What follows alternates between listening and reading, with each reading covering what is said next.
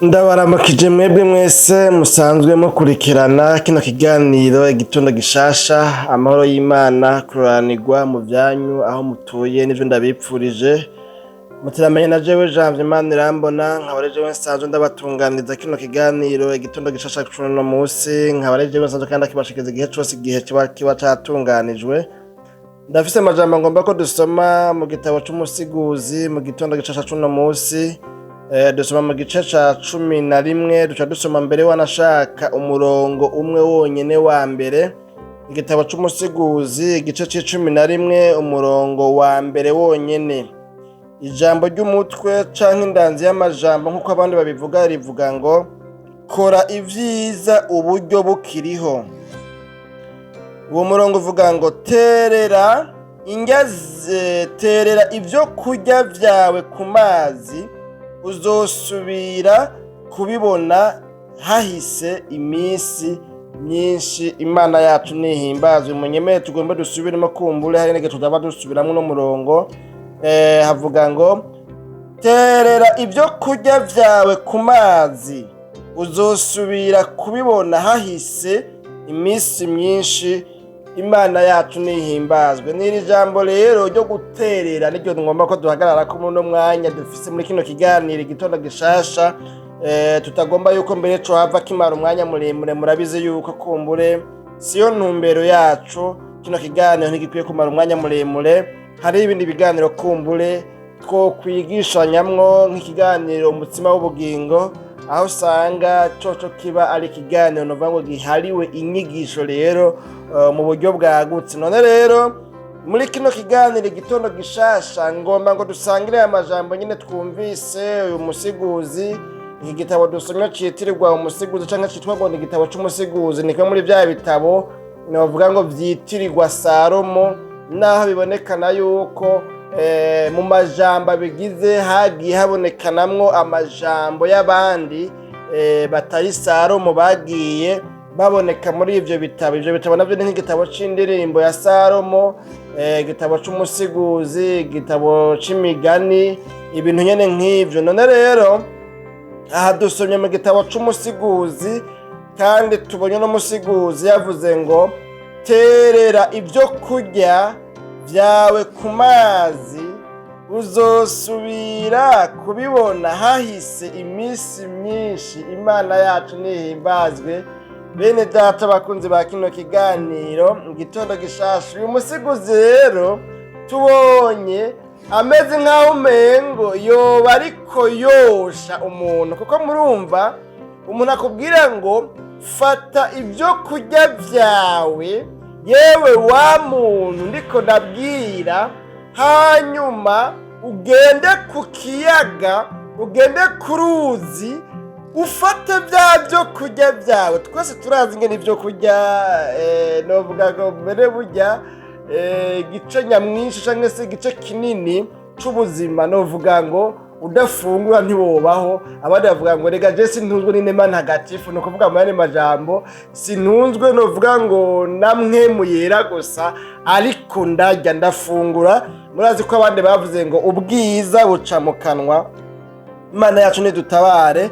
Bene data bakunzi ba kino kiganiro rero iyumvire ni nkaho yabwira aba bantu, ariko arabwira ngo fata inge zanyu mugende ku kiyaga, mugende kuri mere, mugende kuri lake, mugende kuri fleuve, mugende ku ruzi. Murazi mwese uruzi ko bari kuri uragenda, nimba ari kiyaga, nimba ari amazi menshi kumbure ibintu nyene nk'ivyo. Murazi yuko amazi aba ariko aragira ante aratemba agenda. Mbere abandi bavuga ngo amazi yazindutse ageze kure bagomba kwerekana yuko nk'amazi yazindutse agenda mu gatondo ahantu ageze ahantu kure, burdura ko mbere aho gumengo no kugaruka ntagaruka amazi. Imana yacu nidutabara. Ariko mugabo uyu musiguzi mu majambo yiwe y'ubwenge avuze ngo terera inge zawe ku mazi.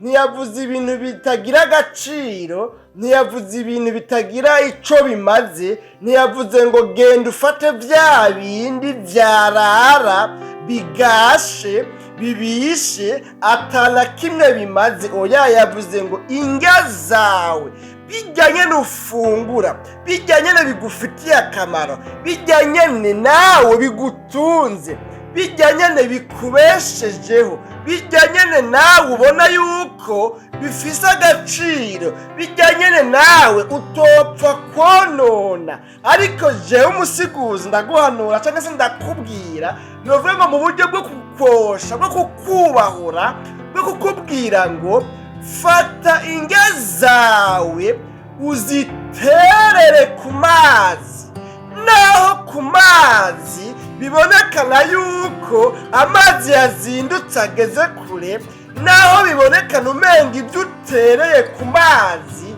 ntibigaruka.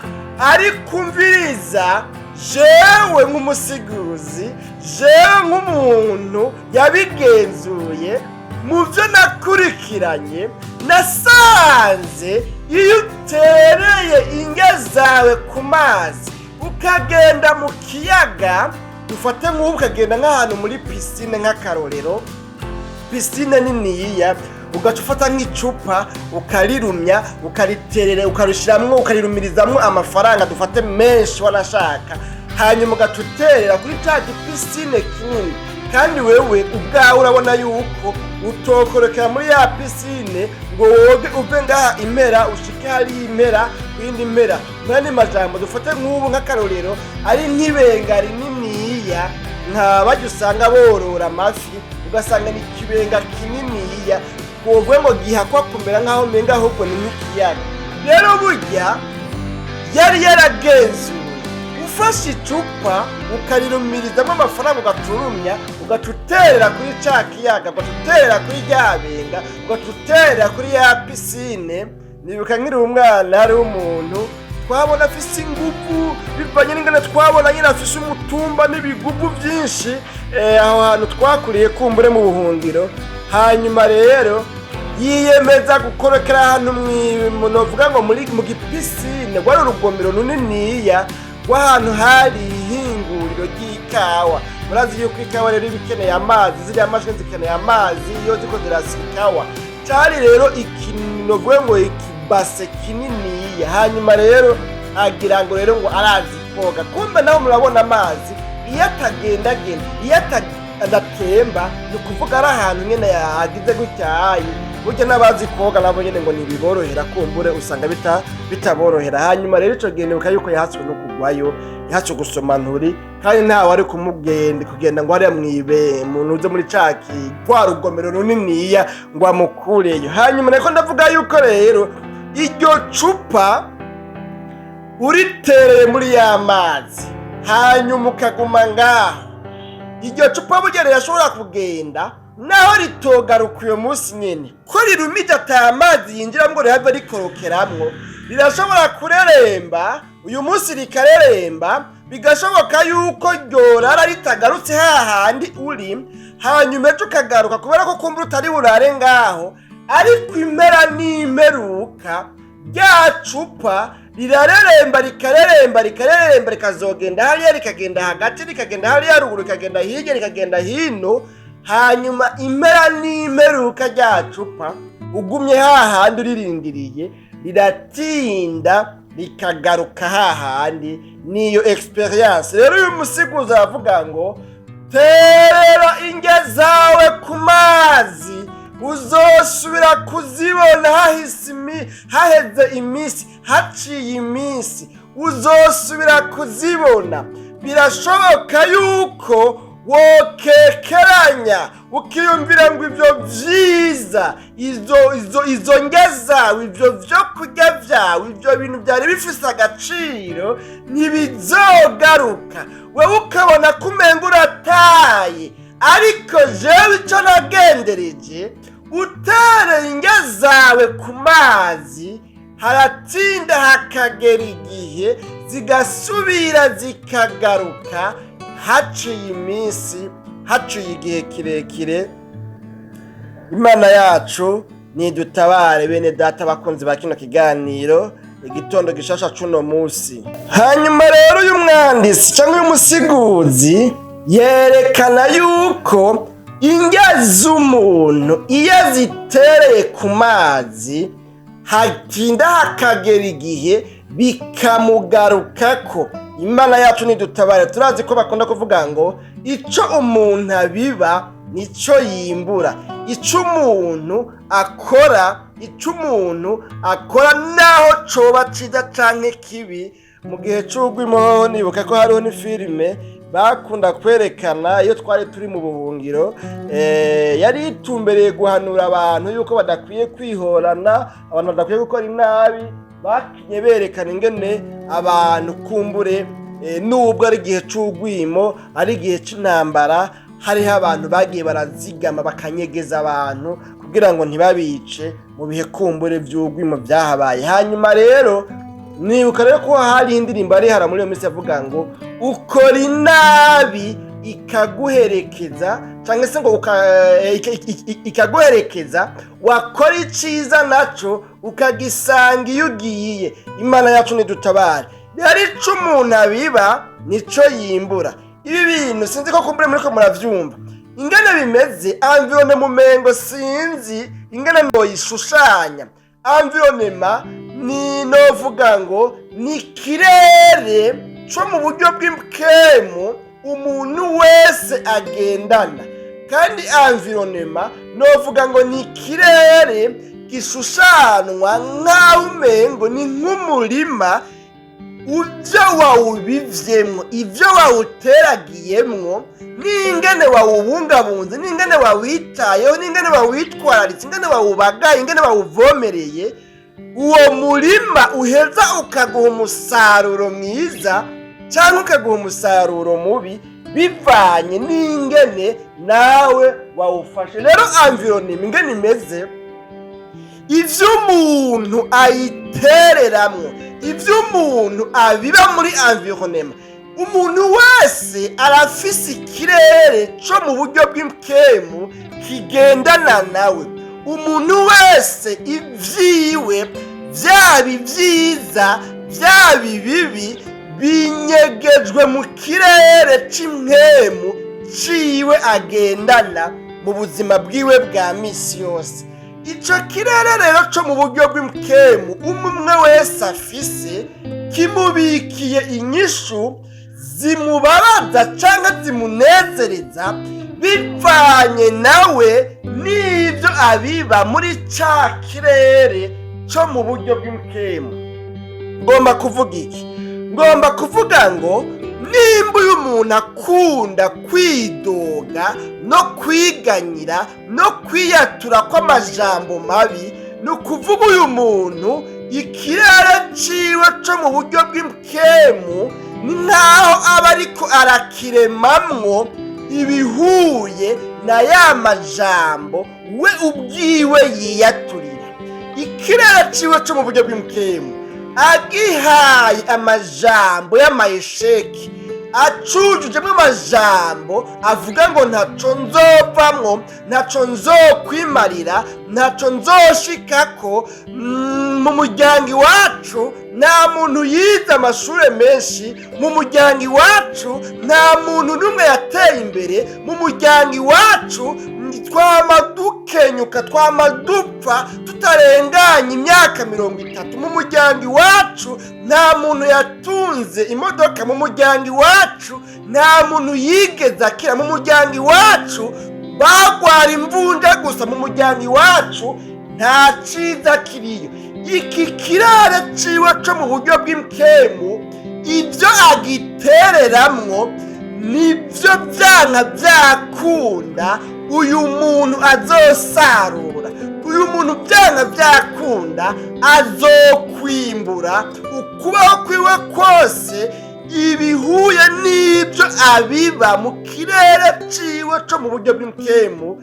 Imana yacu nidutabare. Niyo mpamvu rero bavuga ngo ico umuntu abiba nico azokwimbura. Ico umuntu aterera muri environnement, ico umuntu aterera mu kirere ciwe co mu buryo bw'impwemu nico abiba. Atereye ukwihebura, uyu muntu azokwimbura ukwihebura.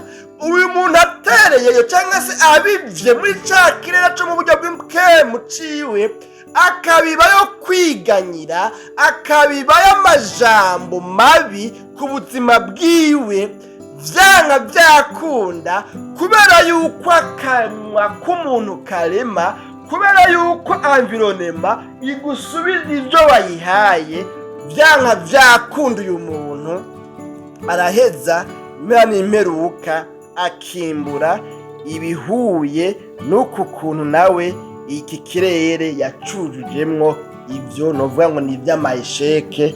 Imana yacu nidutabare rero.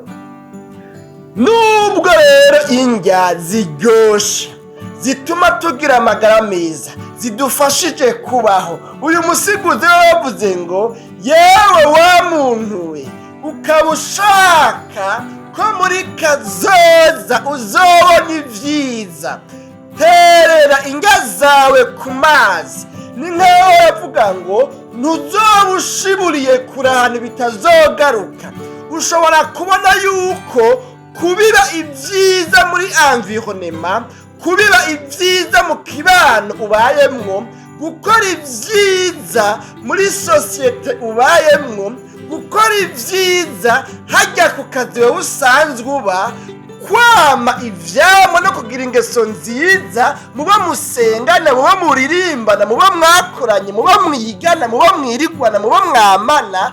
Ushobora kubona umengo wewe biriko biraguhombya, ukabona umengo ibyo uriko urakora ni ugutakaza gusa, ukabona umengo abo mubana iby'iwabo ntubona niyo babirira, ariko wewe upfa kugura akantu gusa ukaza ubona ngabo baraje. Ukabona umengo rero wewe gutanga ivyawe, kubiba ivyiza, gukora ivyiza, guterera indya zawe ku mazi ni nk'ugushibura. Ukabona umengo nta nyungu bizozana, hakagara igihe ubona umengo gukora iciza ntaco vyomara, na cane cane kumengo uwo uriko urakorera iciza nazogushumbusha, nazogusubiriza mu nkoko. Ukabona umengo wewe wokora iciza, uwo wofasha urubanza nujya muntu ubona umengo murangana canke afise ibyo agusumvya. Ukabona umengo uwo muntu uyo womukorera urubanza, uyo womufasha, uyo womubera pare, uyo womubera marene, uyo womuserukako iyo agwaye, ukaba uwa mbere kumusanga mu bitaro. Ariko mugabo umviriza, nubwo biruko, nubwo guterera indya zawe ku mazi uba ubona umengo urataye, ariko ico ushize muri environnement, ico ushize mu kirere c'imwemu cawe, ico ubivye muri wa murima, muri ya ndimiro, twavuga ngo ni kirere umuntu wese agendana, kandi ico kirere kibika ahadate ibintu byose ukibivyemwo.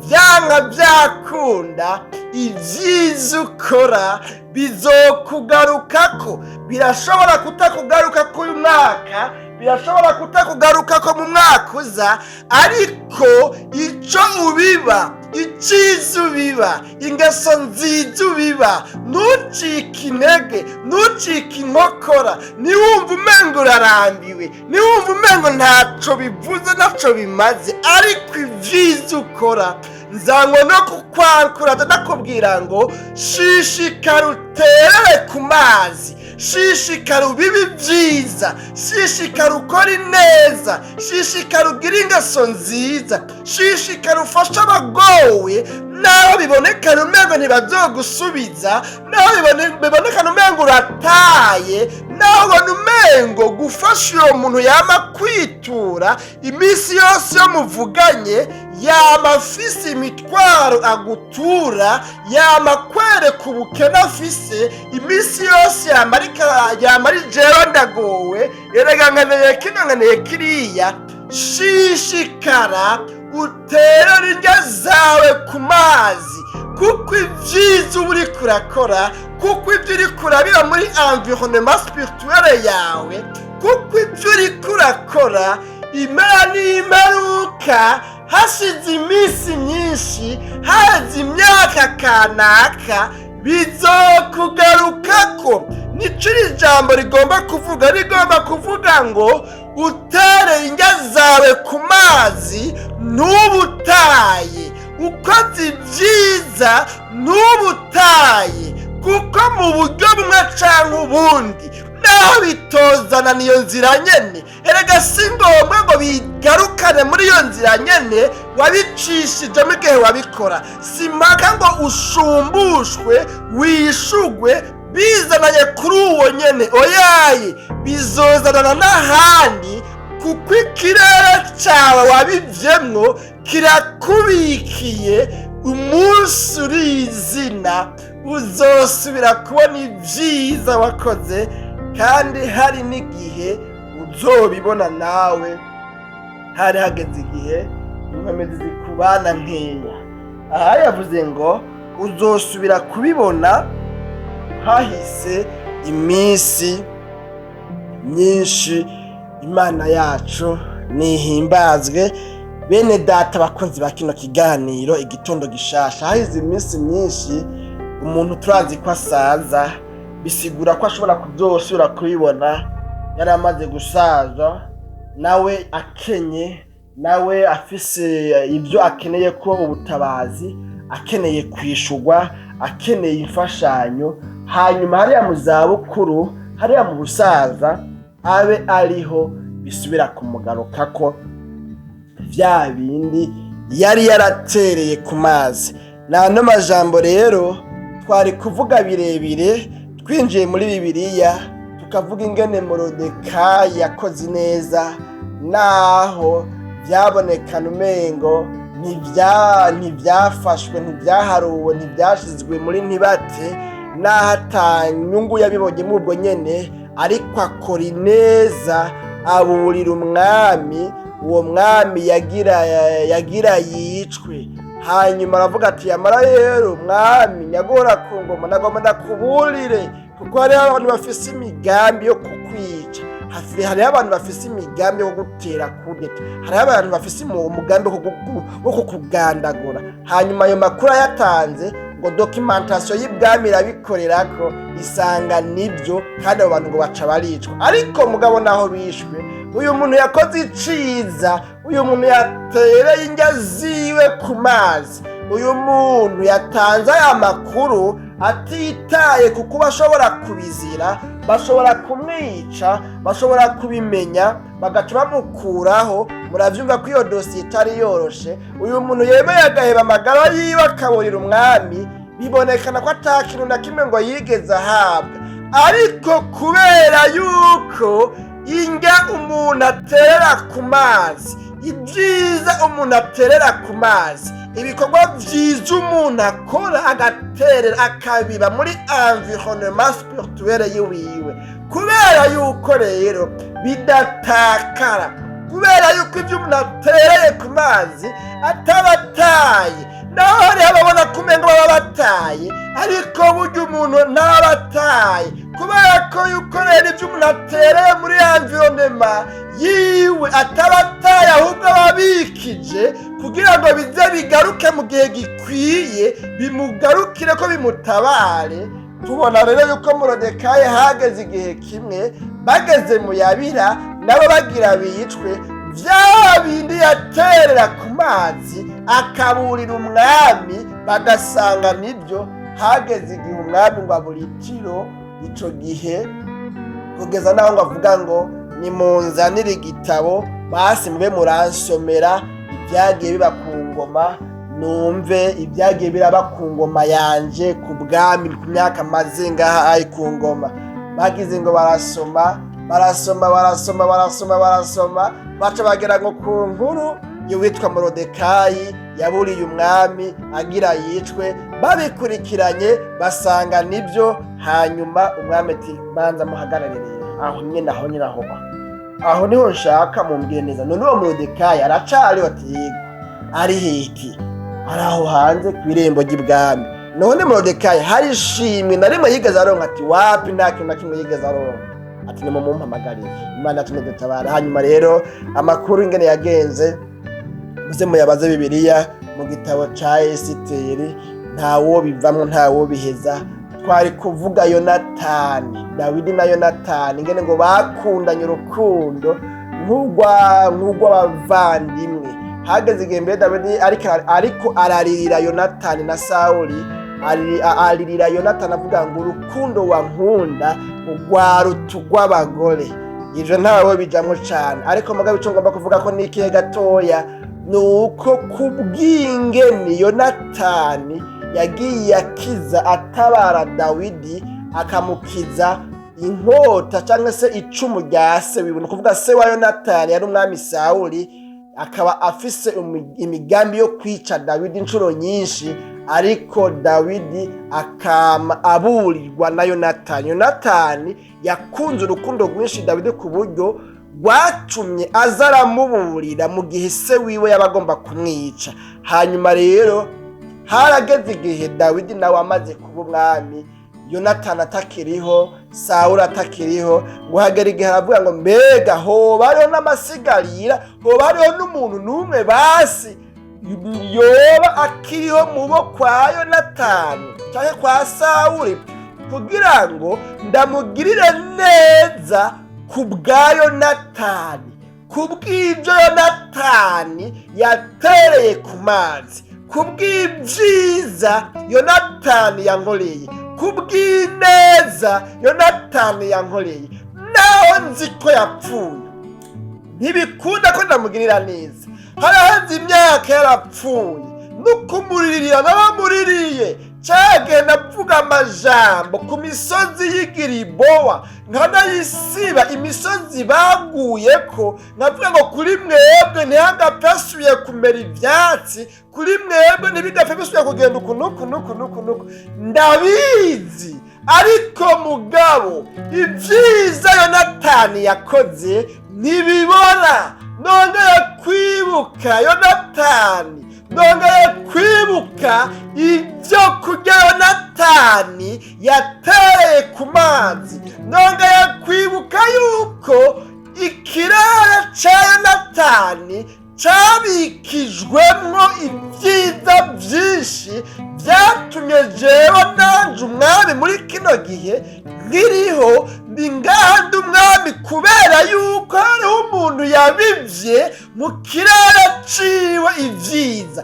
Ko rero ibyiza yabivye bidakunda kwa bijya kuko atakiriho, ariko mugabo ikirere yabivyemwo cyamubikiye neza. Nongeye kumva nkozwe ko ku mutima, mbega hoba hariho basi umuntu w'amasigarira ava mu muryango iwe, hoba hari umwana yoba yarasize, hoba hariho na mwene wabo basi canke basi mu nzu ya se wiwe Sawuli, ku bwa Yonatani naho yoba ari wo mu nzu ya Sawuli wabaye umwansi wanjye ibihe tangabo kenshi, akandondera ngo anyice, ariko Imana ikantingira ifatikanije na Yonatani kubw'iciza Yonatani yakoze. Nabora mundonderere mubaririkirize hamwe hoba hariho umuntu akomoka mu muryango wa Yonatani, nanjye ndamugirira neza kubw'ineza ya Yonatani. Aya majambo yatubwiye ngo terera indya zawe ku mazi uzosubira kuzibonasha, niwihebure ngo ntuzosubira kuzibona, niwihebure wiyumvira ngo ibyo ukora byiza byaratakaye ntaco bizovamwo, ntibizogaruka. Oyaye, ikirere cawe carabibitse, umunsi urizina, haheze iminsi myinshi, haciye iminsi myinshi, hahise imyaka myinshi.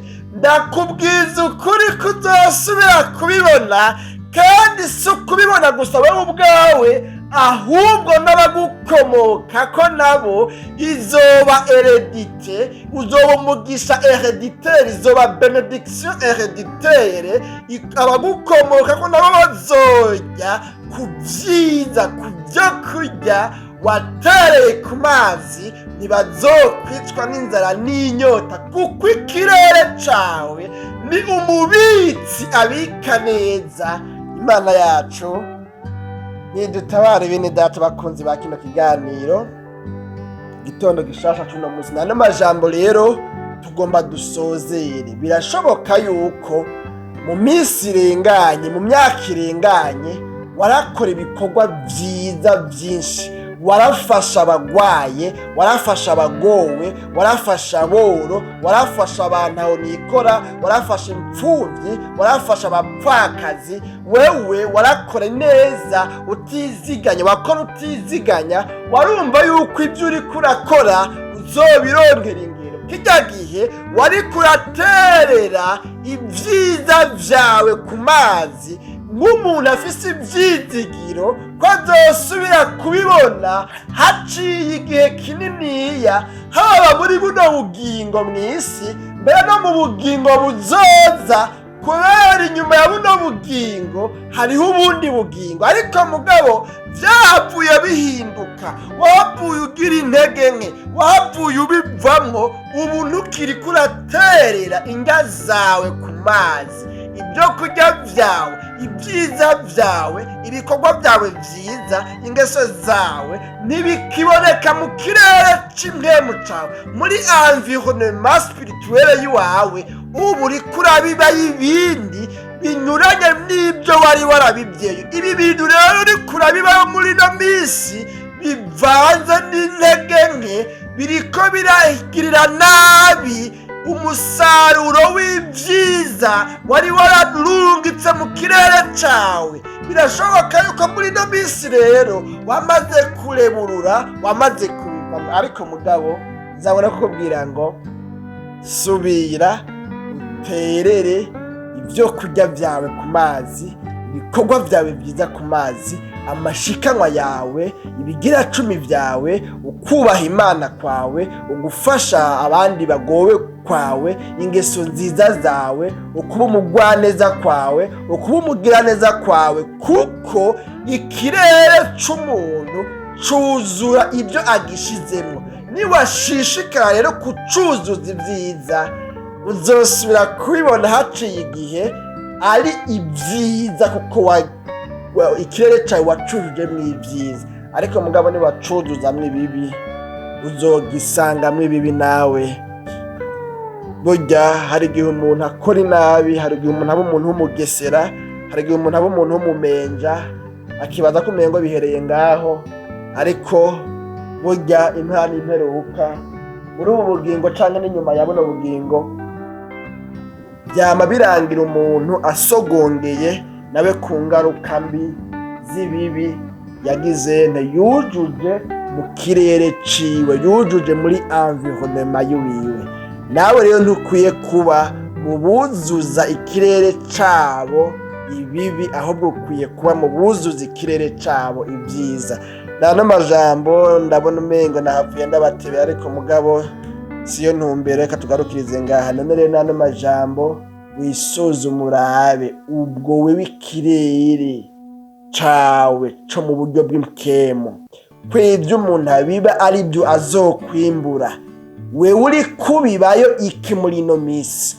Ubwo nturi kurabibayo ubushakanyi, ubusambanyi, ububeshi, guteranya abantu ingo n'imiryango, abantu bakaba ariko baracanamwo, abantu bakaba ariko barankana, abantu bakaba ariko bararyarukana. Ubwo wewe nturi barateranya, ubwo wewe ntuwuzuye inzigo n'ugwango n'ibindi, sibyo wujuje mu kirere hariya, sibyo uri kuraterera ku mazi.